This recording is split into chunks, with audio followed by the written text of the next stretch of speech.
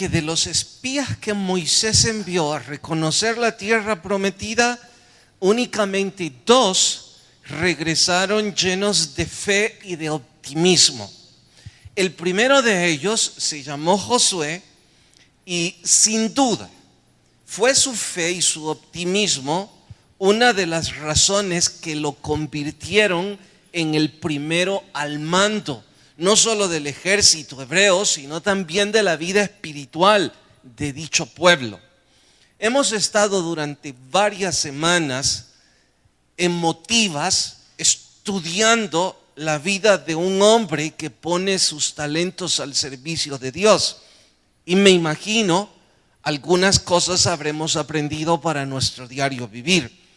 Sin embargo, ahora que estamos por cerrar el libro, sería ingrato de nuestra parte que no digamos nada del segundo en convertirse en un gran hombre de Dios.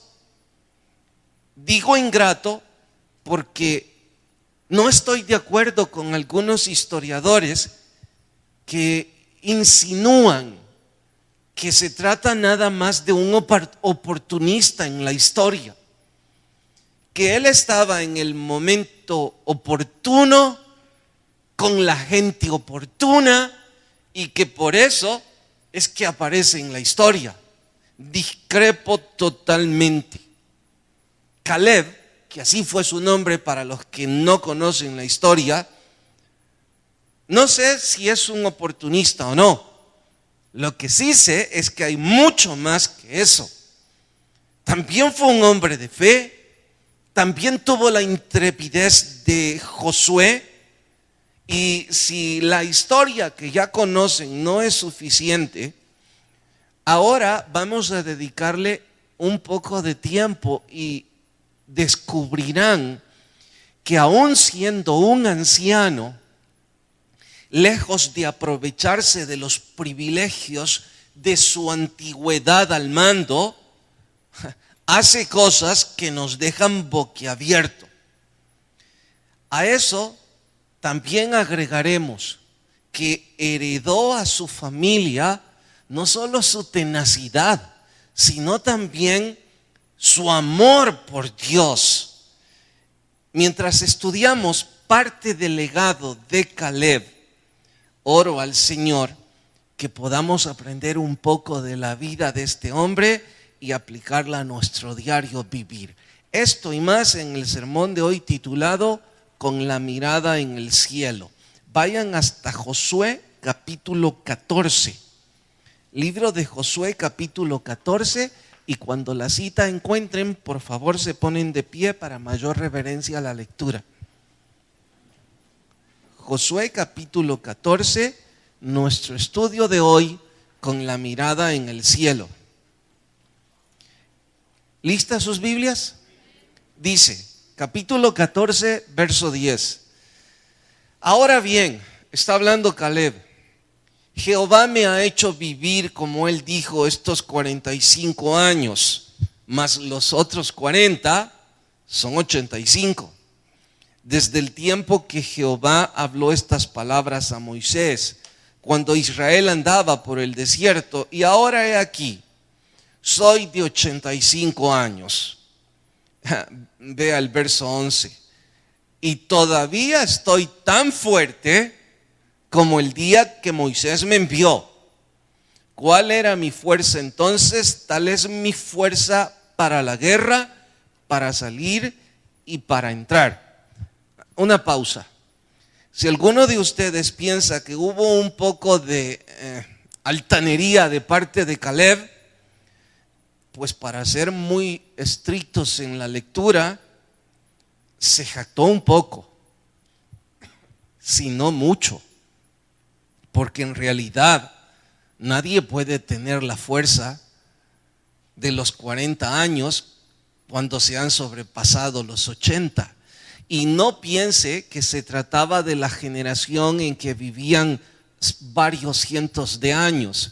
Ya esta era una generación en donde los más robustos llegaban quizá a los 80. Entonces, sin exagerar ni una pizca, para este momento Caleb era un anciano. Lo que la escritura no reza y no lo podemos rasgar, pero sí intuir, es que probablemente no estaba hablando de sus fuerzas físicas, más bien quizá estaba hablando de su entusiasmo y de su corazón para querer hacer las cosas que hacía cuando tenía 40 años. Ahora, esta escritura está en el contexto de la repartición de las tierras. Dicho de otra manera, Josué tiene a todos esos hombres de estado alrededor suyo. Sin duda algunos topógrafos, sin duda gente conocedora, diciéndole, mire, los límites son estos, y tomando algunas decisiones al respecto. Bueno, en medio de esas decisiones es que aparece esto, en donde Caleb toma la palabra y dice, mire, yo soy segundo al mando. Sin embargo, a mis 85 años, quiero una porción de la tierra. Noten cuál, versículo 12. Dame pues ahora este monte del cual habló Jehová aquel día, porque tú oíste en aquel día que los anaseos están ahí y que hay ciudades grandes y fortificadas. Quizá Jehová estará conmigo y los echaré como Jehová ha dicho. Aquí regresó a la humildad. Verso 13. Josué entonces le bendijo y dio a Caleb, hijo de Jefone, a Hebrón por heredad. Verso 14. Por tanto, Hebrón vino a ser heredad de Caleb, hijo de Jefone, hasta hoy, por cuanto había seguido cumplidamente a Jehová, Dios de Israel. Verso 15. Mas el nombre de Hebrón fue antes Kiriat Arba, porque Arba fue un hombre grande entre los anaseos, y la tierra descansó de la guerra. Esto significa que en el monte Hebrón vivían gigantes. No solo era difícil ir a vivir ahí por el asunto de lo escabroso del terreno o la poca clemencia del clima, sino también porque ahí habitaban gigantes. Y Caleb dice, eso es lo que yo quiero a los 85 años. Bueno, hasta ahí leemos y oramos. Señor, por favor habla a nuestras vidas y sé de edificación a cada uno. Te lo suplicamos en el nombre de Jesús. Amén. Pueden tomar su asiento.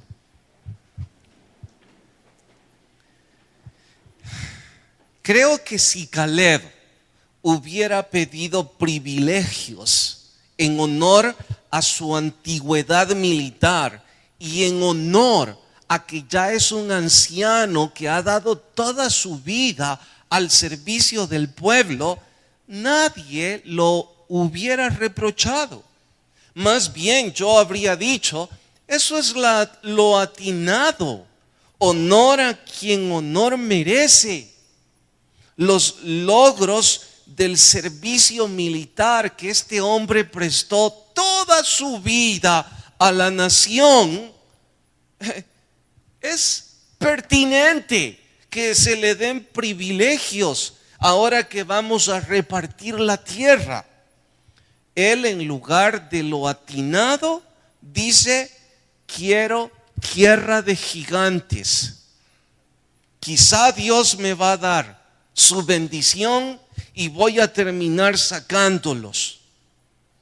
Dije antes, ya no tiene la fuerza de un hombre de 40 años y a mi gusto esto arranca aplausos, no solo por su entusiasmo, su valor, sino también por su ejemplo. Ya pronto verán que habían otras tribus en contraste con que estaban exigiendo las mejores tierras. Caleb dice, no, quiero lo más difícil. Esto lo heredó a sus hijos, porque van a encontrar, los que van leyendo a verso, que cuando su hija llegó a la madurez, pidió que se le heredara un campo para ella arar la tierra, y también pidió unas fuentes de agua para irrigarla. Y entienda esto, en ese tiempo y en esa cultura, las actividades de la agricultura eran no solo propias, sino exclusivas para los hombres. Pero ella, siguiendo el ejemplo de su padre, dice: yo no voy a esperar que nadie haga las cosas por mí. Deme tierra, deme unas fuentes de agua y yo voy a trabajar esa tierra. Si esto no es ya bastante para evidenciar la herencia moral y espiritual de este hombre a su familia, en la época de los jueces, que es el libro que sucede a Josué, encontramos al yerno de Caleb en la lista de esos gigantes. Dicho de otra manera, el yerno de Caleb heredó de su suegro el entusiasmo por servir a Dios y también su integridad y el liderazgo para dirigir a todo un pueblo. Y cómo no, tuvo un gran maestro. Bueno, tengo más cosas que decir respecto a Caleb, pero yo diría que es suficiente como marco de referencia para las enseñanzas que debemos aplicar a nuestro diario vivir. La primera de ellas es que vivimos en un mundo tan confuso. Estoy hablando de nuestra sociedad, tan confuso, en donde los valores de la familia parecen ser asuntos de una época antigua y fuera de moda. Y mire que creo que la generación de la que yo soy parte, es decir, de los que hoy tenemos 40, dista mucho de la generación que ahora está en los 20.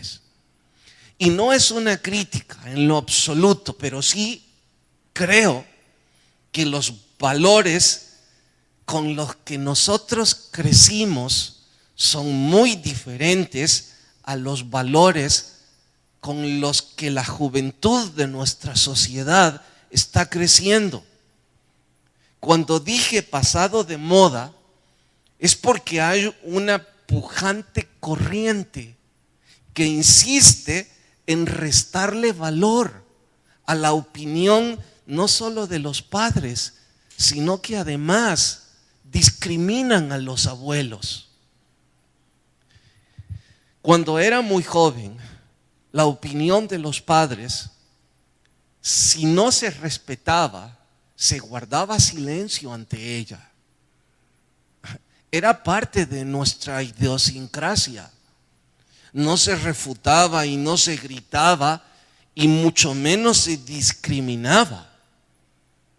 Pero en nuestros días parece que la juventud, y si usted no es el caso, pues no se sienta ofendido, pero si usted es el caso, espero que entienda, en primer lugar, su estilo de vida no solo es un antivalor.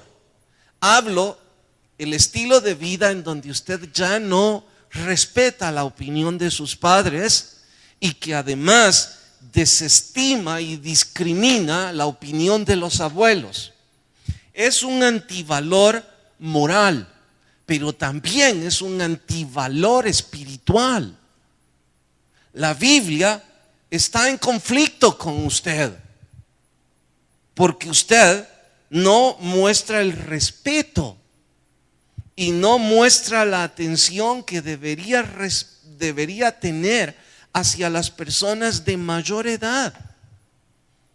Y a veces con enfado veo a algunos jóvenes que sonríen de forma burlosa porque los mayores no son diestros en la tecnología, porque los abuelos no saben cómo enviar un correo electrónico, porque a lo mejor no saben nada sobre redes sociales o algunos temas que usted supone los maneja muy bien y ellos no los manejan. Entonces ellos son ya una generación sin mucho valor.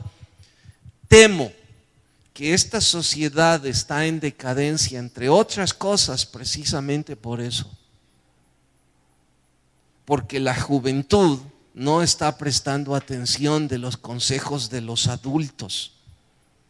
Y cada vez que un joven cierra sus oídos a los consejos de sus padres o de sus abuelos, y en términos genéricos, cada vez que un joven cierra sus oídos y su corazón a los consejos de los mayores, se está robando la oportunidad de aprender de ellos. Usted solo se está robando. Usted sola se está robando. Y con ello también se está robando la bendición de parte de Dios. Porque la Biblia establece que ese es uno de los mandamientos con promesa. Honra a padre y a madre, dice, y tus días serán alargados. No sé qué es lo que ha sucedido en nuestra sociedad. Quizás es parte de darle la espalda a Dios, aunque a veces yo mismo digo, bueno, cuando yo era un jovencito, nuestra sociedad no estaba inmersa en el respeto a Dios, pero sí respetaban a los mayores. No sé en qué punto nuestra cultura se ha extraviado tanto, pero temo que estamos en un punto muy, muy grave. Y la iglesia evangélica está envenenada con ello. Los muy jóvenes no están deseosos de escuchar a los mayores y menos están deseosos de aprender de ellos. Si de algo sirve la ilustración que voy a dar, espero quede grabada en sus corazones como quedó en el mío hace mucho tiempo, cuando en un acto de torpeza de mi parte dije una expresión no grata respecto a un anciano. Alguien cercano a mí y con autoridad me dijo: voy a darte una historia que espero la recordes el resto de tus días. Él dijo que la vida es como un océano, como el mar, y que cada uno de nosotros es una pequeña embarcación que sale a aventurarse en alta mar. Desde luego hay peligros, no solo por los monstruos marinos, sino también por las lluvias, las tempestades, los terremotos, las limitaciones propias de cada embarcación. Y dijo él: toma en cuenta que cada anciano que tú ves en el mar, puedes compararlo como una vieja embarcación que ya está anclada en el puerto. No se ha hundido. Parece que ya nadie se atreve a salir en ella en alta mar. Quizás los químicos, el clima y qué sabemos, ha debilitado la barcaza. No tiene fuerzas para enfrentarse a alta mar. Pero tome en cuenta, dijo, esa embarcación regresó a casa y ahí está anclada.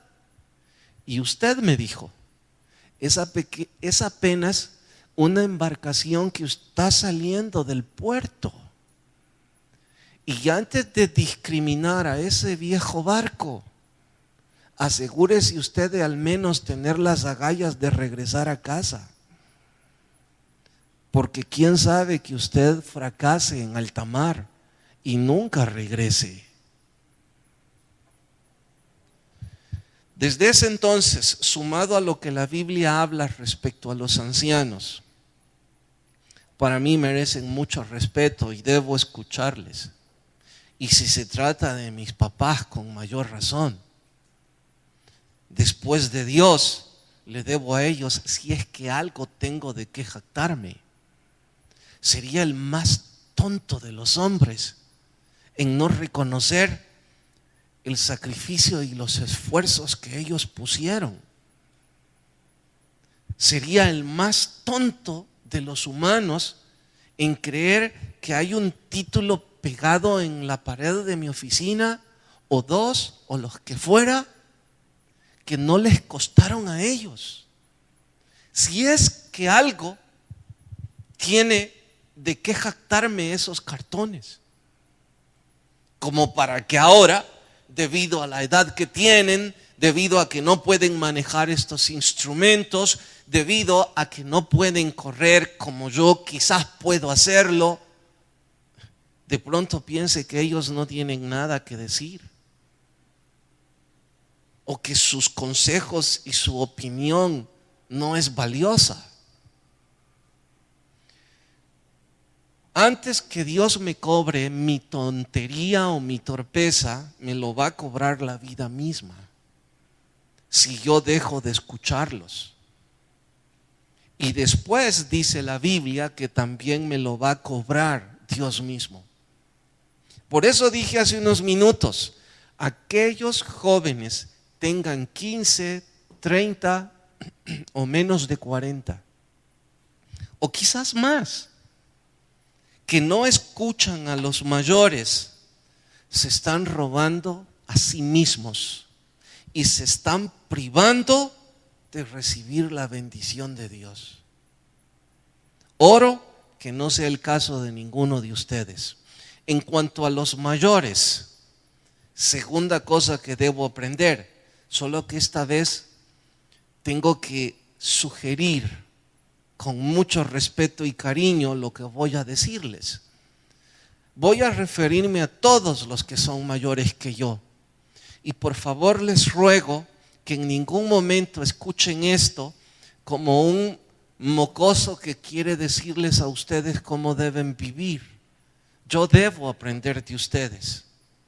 Solo escuchen la enseñanza desde el punto de vista bíblico, sin pensar que está saliendo de mis labios. Más bien, soy nada más el narrador de esto.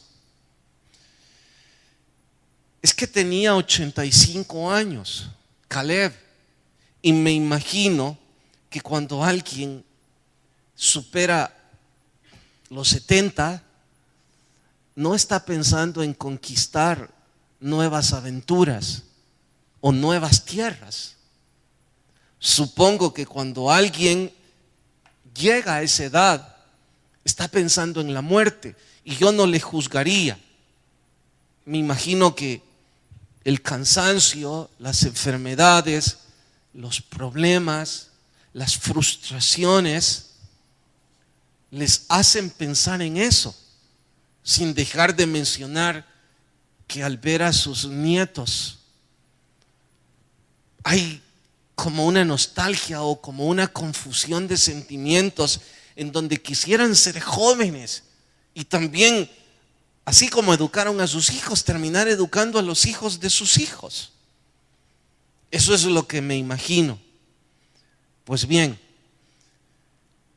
pienso que como ya no son jovencitos y que los años les han robado muchas fuerzas, no están tampoco deseando conquistar nuevas tierras. Pero ahora, con la historia de este Caleb, estoy animado en preguntarles. No digo en desafiarlos, yo no estoy en posición por mi edad de decir eso. Más bien estoy animado en preguntarles. ¿No creen que ustedes deberían también tomar el ánimo de Caleb? Y no hablo de los de 85. Desde donde yo lo veo en mi cultura, la tercera edad arranca desde los 60. Entonces voy a repetirles la pregunta. ¿No creen que deberían tomar ánimo para intentar conquistar nuevas tierras? Y yo deduzco que algunos de ustedes, hombres o mujeres, me van a decir: ay, pastor, ya a mi edad y con todos mis males, ¿qué tierras cree que yo puedo conquistar? No sé, no estoy en posición de sugerir, estoy nada más en posición de contarles la historia bíblica y tratar de animarles para que la apliquen a sus propias vidas. La historia no me dice que Caleb vivió 15 años más. En realidad he estado buscando y todavía no hallo cuánto vivió. No sé si él dijo: mire, yo quiero ir a esas montañas no porque yo voy a conseguir el éxito, es que yo quiero ir ahí porque mis hijos ya los he entrenado para eso. Y yo estoy emocionado en los pocos o muchos años que me quedan para empujarles a que no busquen cosas fáciles y que pongan su fe en el Señor. Probablemente Caleb estaba pensando en él empujar a los suyos. Quizás estaba pensando en ese juez, en su yerno, en su hija. No tengo mayor registro histórico.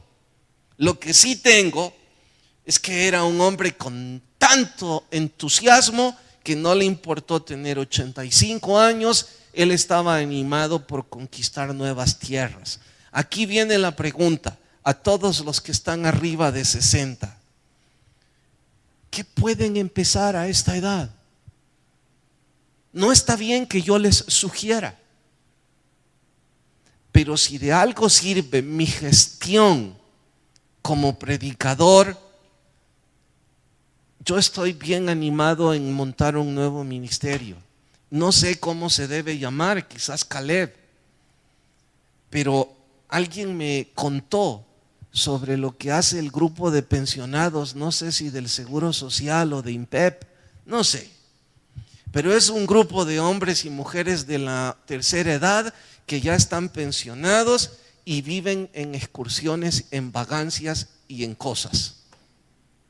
Y me cuentan que están disfrutando la vida tanto porque cuando eran jóvenes estaban trabajando tanto que nunca pudieron, pero que ahora lo están disfrutando de maravilla de acuerdo a sus edades.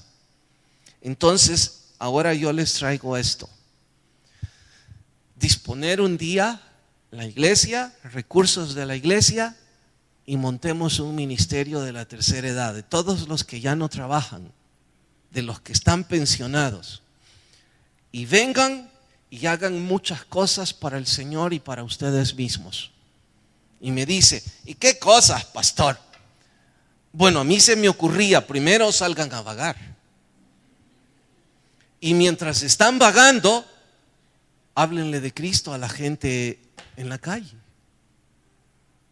Oren con ellos, vayan a los parques, vayan a conocer en un bus con la iglesia lugares que de jóvenes no conocieron, y dejen los celulares, que sus hijos y sus nietos se aguanten.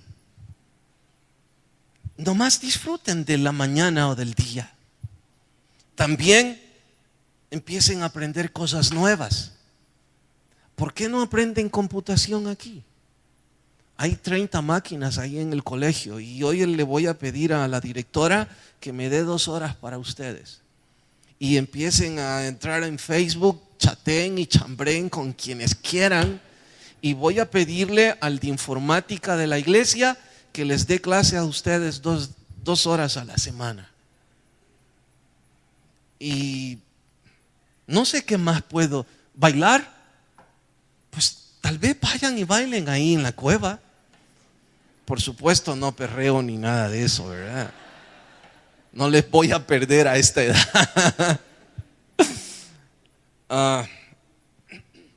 Eso montaría también un grupo de oración fuertísimo. Porque si ustedes están aquí una vez a la semana, 3 o 5 horas, parte de esas horas la dedican para orar, para platicar.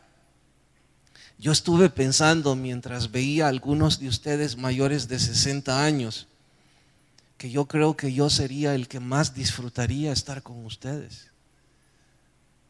saber que ustedes están orando por mí, por la iglesia y aprender de ustedes. Así es que les cuento, cada libro a mí me deja algo que me hace recordarlo por meses o por años. Hablo de cosas como, por ejemplo, Daulos, el esclavo voluntario de Cristo. Eso fue cuando estudiamos las cartas paulinas. Hablo, por ejemplo, de Harvest, por eso el título de este templo, Harvest, estábamos estudiando Éxodo. Hablo de cuando estudiamos Nehemías, pusimos el proyecto Nehemías. En fin, cómo oro y deseo que Josué lo recordemos por el ministerio de Caleb. Y que haya un nuevo ministerio que empuje con tantas ganas en la iglesia, que todos esos mocosos que piensan que ustedes no tienen nada que enseñar, estén sus bocas muy cerradas. Porque de hecho, hay ministerios de jóvenes que ya no son pujantes en esta iglesia. Les pregunto por qué. Sí saben usar redes sociales, sí saben perder su tiempo en esas cosas, pero no saben cómo escribir una nueva historia para beneficio de otros y honrar a Dios. Bueno, marquemos la historia a través de los Caleb. Y no les pregunto a los que están de 60 arriba que cuántos piensan que es buena idea. Mejor el fin de semana, cuando anuncie cuándo es la primera reunión, oro que varios de ustedes quieran venir y que sean parte de ese aparato que la iglesia hace que mueva a tantas personas al Señor. Les dije al inicio de este estudio que la actitud de Caleb contrastaba mucho con la actitud de otras tribus. Vayan hasta Josué capítulo 17, ya verán que estos caen mal en diferencia de Caleb. Josué capítulo 17. ¿Lo encontraron? Bueno, vayan hasta el verso 14. ¿Listos? Vea. Y los hijos de José hablaron a Josué diciendo, momento, ¿saben quién es José? ¿Lo recuerdan? Este es el príncipe de Egipto. Esto dice que los dos hijos del príncipe de Egipto entraron a la tierra prometida, ya no bajo la autoridad de José, sino bajo la autoridad de Josué. Estos dos heredaron tribus, se convirtieron en patriarcas. Fue parte de la bendición que Dios dio a José. ¿Están recordando eso, cierto? Bueno, entonces estos dos, cuando están en la repartición de la tierra, van hasta donde Josué y le dicen, ¿por qué nos has dado por heredad una sola suerte y una sola parte, siendo nosotros un pueblo tan grande y que Jehová nos ha bendecido hasta ahora? Momento. Esto de una sola suerte es que en el momento de la repartición ellos esperaban que Josué dijera, a Efraín vamos a darle tanto, luego a Manasés le vamos a dar tanto. Pues no, Josué dijo, a Efraín y a Manasés le corresponde tanto. Ellos enfadados dicen, nuestro pueblo es enorme y Dios siempre nos ha bendecido. Y yo sé que si ustedes hubieran estado ahí habrían dicho, bueno, si ellos son más en número, razón tienen de estar pidiendo más tierra. Siga leyendo, verso 15. Y Josué les respondió, mire el liderazgo, la autoridad y el sarcasmo a la vez con el que les responde. Si sois pueblo tan grande, subid al bosque y haceos desmontes ahí en la tierra, ya que el monte de Efraín es estrecho. Le voy a traducir esto al español. Ya que ustedes son tantos, vayan a los montes donde va Caleb y conquisten todos los volcanes que quieran. Porque como ustedes son muchos y son grandes, así es que si de algo se jactan, jáctense de tener las agallas para ir a hacer eso. Verso 16. Y los hijos de José dijeron: no nos bastará a nosotros este monte, y todos los cananeos que habitan en la tierra de la llanura tienen carros herrados, los que están en sus aldeas y los que están en Jezreel. Ahora están diciendo: mire, usted nos está mandando a un pueblo que tienen tecnología armamentista y nosotros no tenemos nada. Josué, verso 17, les responde: tú eres gran pueblo y tienes gran poder, no tendrás una sola parte, sino que aquel monte será tuyo, pues aunque es bosque, tú lo desmontarás y lo poseerás hasta sus límites. Está diciendo: mire, nosotros estamos aquí no porque seamos fuertes o buenos, nosotros estamos aquí por la misericordia de Dios. Nosotros hemos conquistado a los cananeos porque tuvimos fe. Entonces, si usted es tan grande como dice, tenga fe en el Señor y haga el trabajo.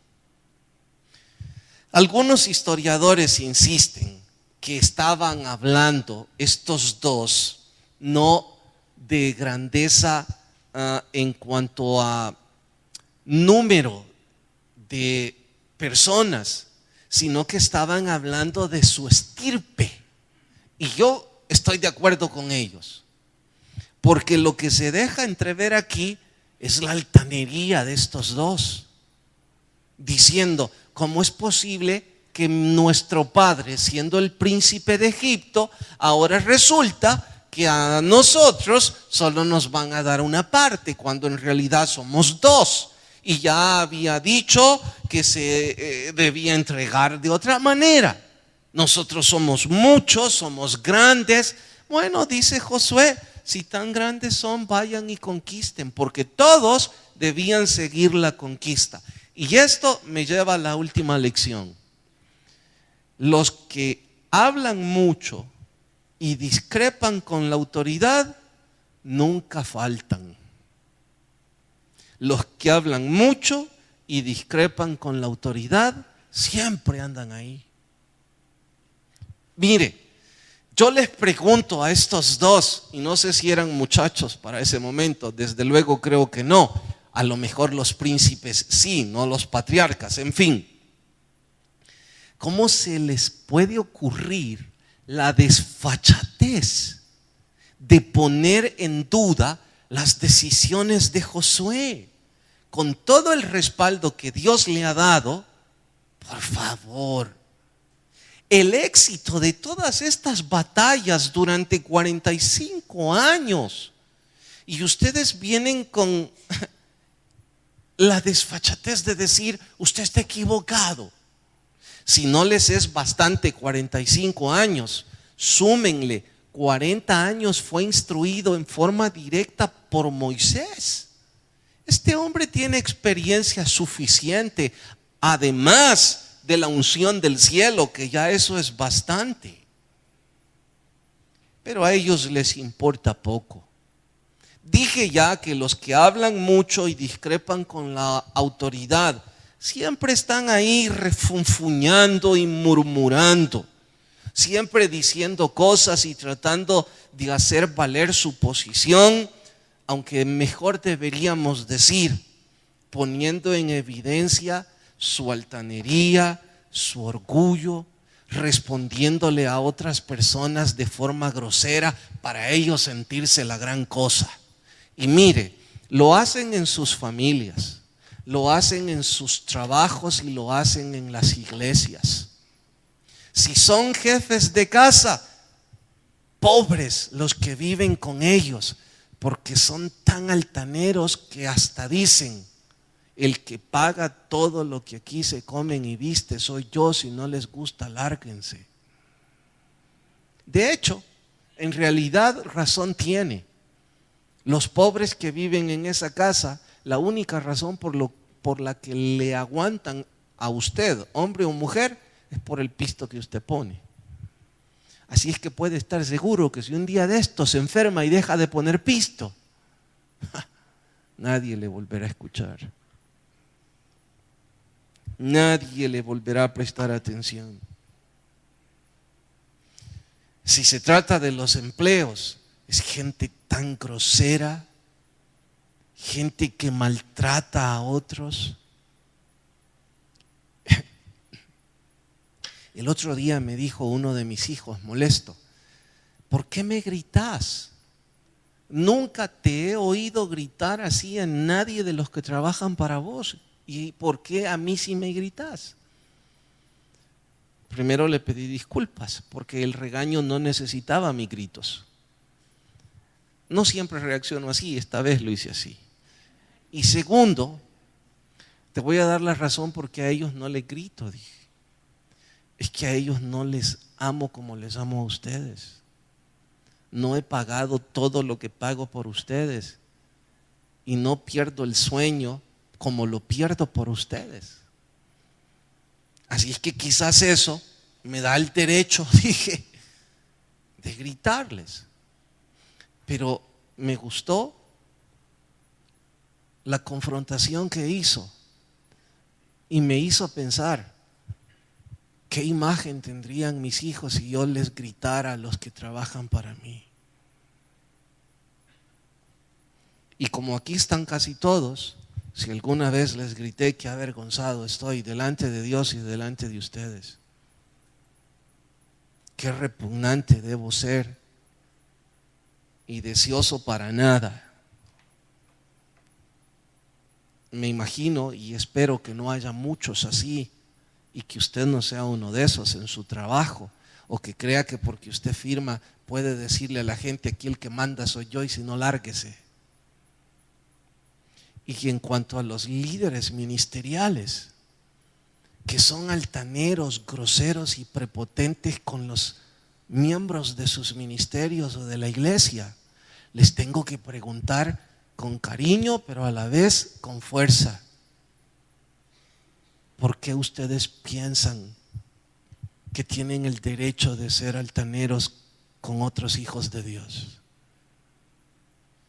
¿Porque usted ahora tiene una mejor posición?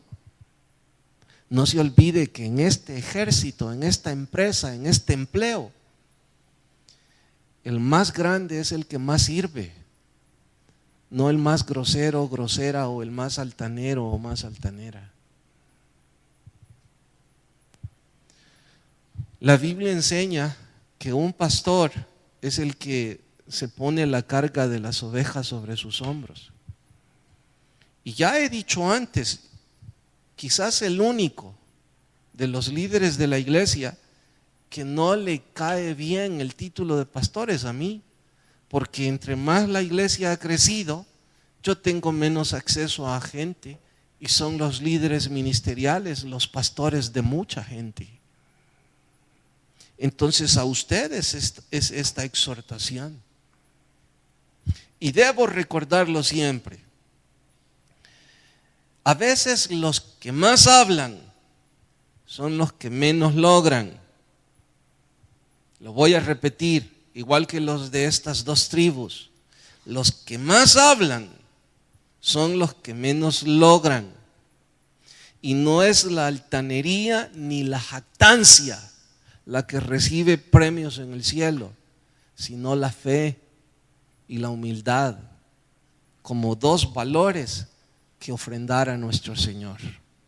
Es decisión suya cómo usted quiere vivir. Inclinan los rostros y nos despedimos. Señor, gracias por el tiempo que estudiamos tu palabra y muchas gracias porque en la iglesia hay tantos hombres y mujeres arriba de los 60.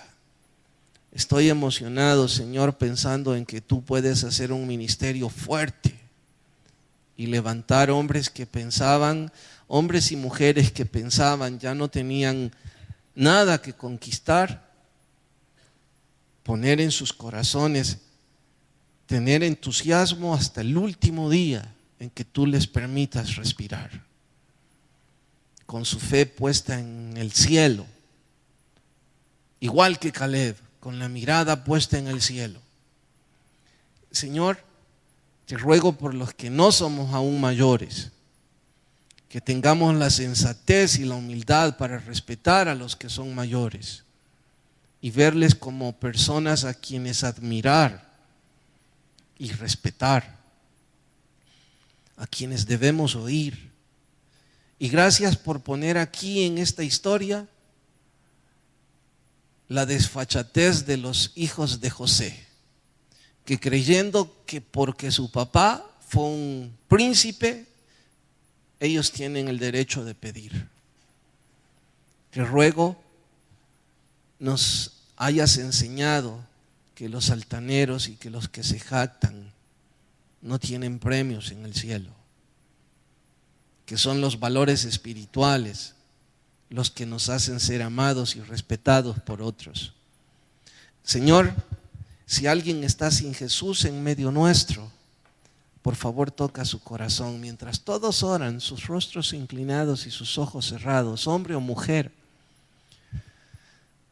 si usted nunca antes ha abierto su corazón a Jesús, no voy a invitarle a venir al frente, que le aplaudan, que cambie religión, que adopte compromisos. Esto es entre Dios y usted. La invitación es que usted abra su corazón a Jesús. Y si alguien esta noche desea abrir su corazón a Cristo, donde está, le invito a que levante su mano en señal. ¿Habrá alguien en medio nuestro que dice quiero hacer la oración y levanta su mano en señal de recibir a Jesús? Ahí donde está, tome el coraje, el valor, Dios le bendiga, puede bajar su mano. ¿Habrá alguien más que dice yo también quiero hacer esa oración? Déjeme orar con usted y por usted. Alguien más que viene a Jesús, alguien más que toma el valor y el coraje de hacer la oración. Señor, gracias por quien tomó el paso de fe. Ruego que al momento de orar les dé salvación, vida eterna, nos despidas en tu paz, en el nombre de Jesús, amén. Nos vemos fin de semana, un nuevo libro, y que la paz de Dios vaya con cada